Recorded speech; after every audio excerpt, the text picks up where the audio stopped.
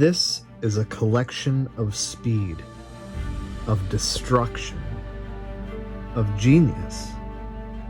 This is a collection of beauty. This is a collection of Redcats.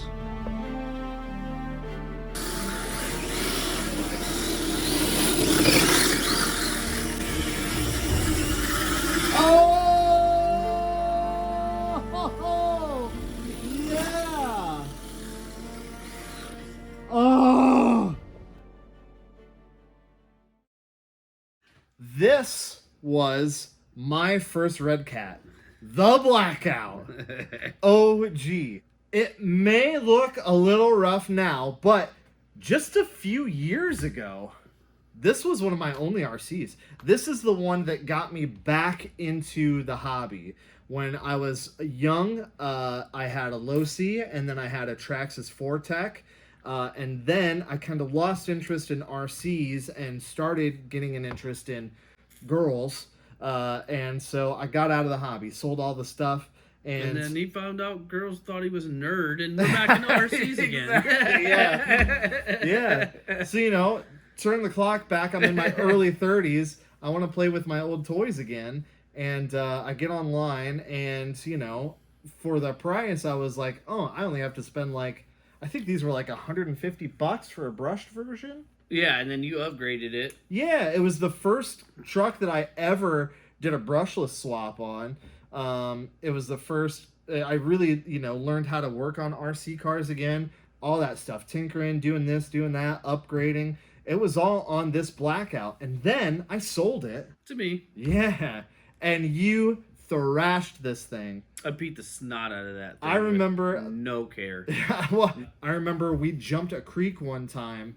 And you, I mean, it was like 30 feet, and you just cleared that it. was when I cleared it, but I hit or did something, and it did that cartwheel, and I turned one of the drive shafts into a candy cane. Yeah, it was wild. I've never seen anything like it. It was I don't even know how it could have bent the way that it did. I do not have a picture of that, but it looked like the letter J. Yeah, it was the most craziest thing I had ever seen. Is the Blackout a good RC truck?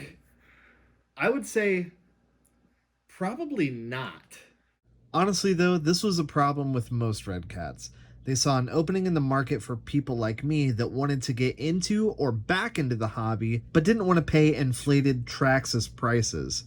Their motto was fast, affordable fun.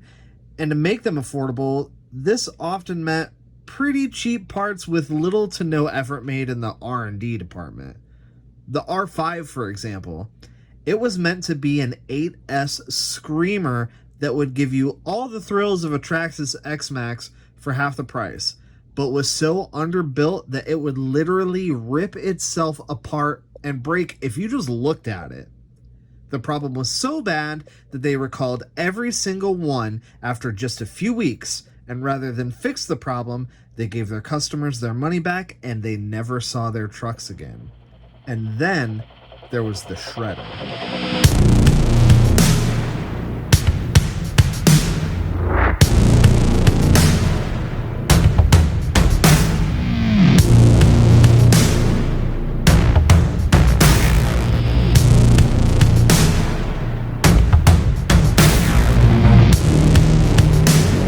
This is one of the first Redcats that I got.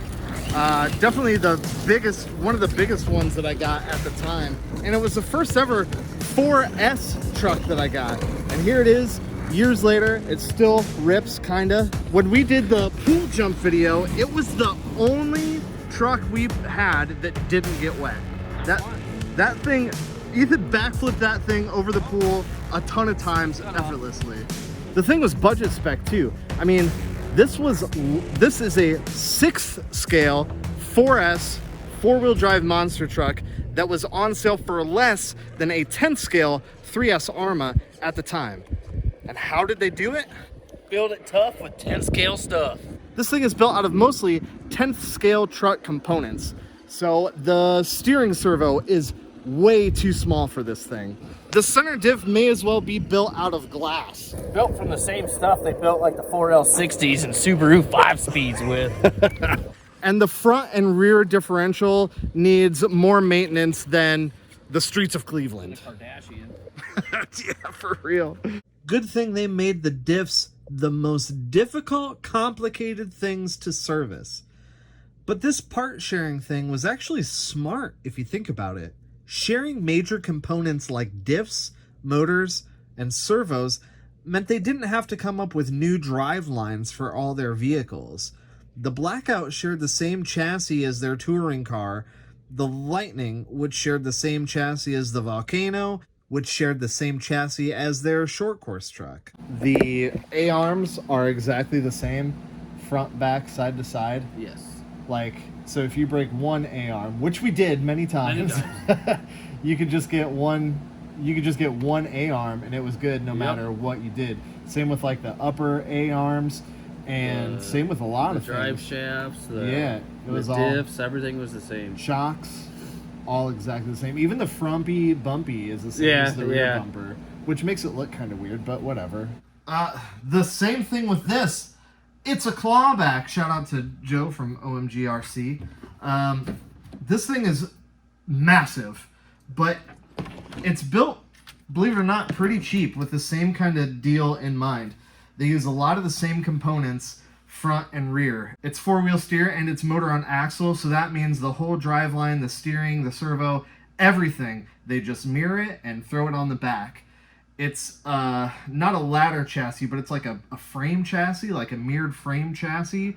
So the two sides are exactly the same. Mm-hmm. It's about as simple of a design as you can get.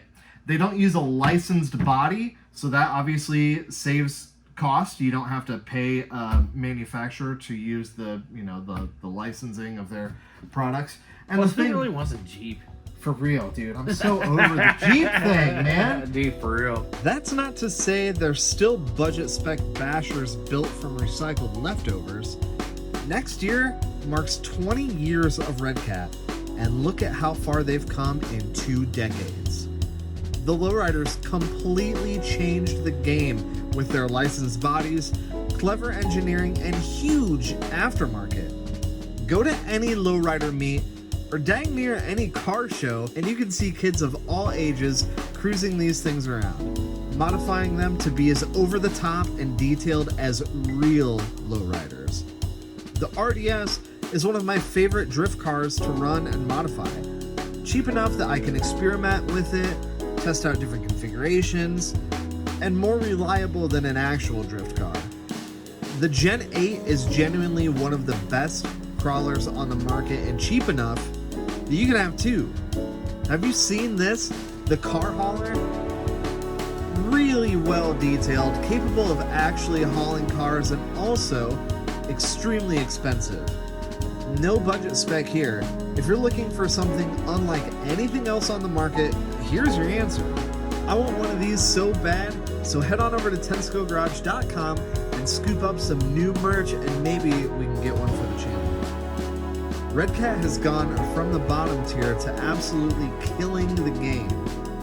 And that's not just me saying it. I asked the 10th Skill Squad what they thought about Redcat, and the response was overwhelmingly positive. It seems like we have the same opinion about them being incredible value, whether you're new to the hobby and can't afford, let's face it, their new truck is $1,000, or if you're an official RC addict and we should start planning the intervention. So I don't want to get all sentimental on you, but Redcat is what got me back into the RC hobby. You know, if I wouldn't have gone and seen that, hey, I can get something that is as good, if not better than the Losi I had back in the day for dirt freaking cheap, who knows? I might not have done anything. I wasn't about to buy a Traxxas, you know. I wasn't about to pay all that. And so honestly, you know, if you think back to, I don't know, 8 years ago when I bought that first Blackout, it has turned into all of this. Mm-hmm. No, it really has. It really has. You know, as soon as I got that transmitter back in my hand, I was like, yep, I have missed this. More of this, please.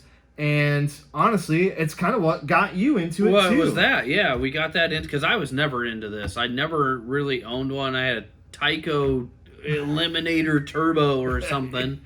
And that's all I had. Yeah. That's all I never... I mean, I always had an interest in it, but it was always a unaffordable hobby. Like there was cheaper things to do in Yeah. my age of being a kid and wanting to do this stuff, so it never gained my interest the way I wanted it to. And then this guy shows up one day and he's like, "Hey, haven't seen you in 10 years. You want to play with RCs?" And we're like, "Yup." And then, there goes the snowball that is now an avalanche. Yeah, and now you have some legit wicked stuff. Oh, your MST is super sick. Oh, yeah. Dude, you got so many. And like now, you know, we have 41,000 subs on YouTube, you know, fellow fully grown men children watching us play around with Playing RCs. around with our stuff. And, Enjoying the same things that we do every day. Yeah.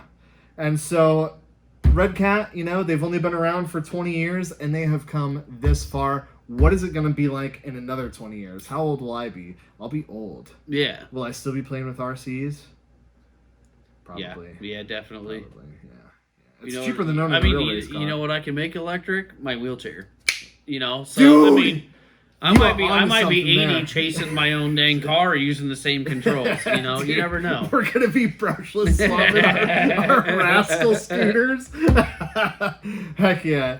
Anyway, let me know what you guys think of Redcat down below. And if this is your first time checking out the channel, welcome. Yeah. I'm glad you found it. We like to do RC shenanigans like this all the time. And we've got some wicked stuff coming up. You're going to want to stick around.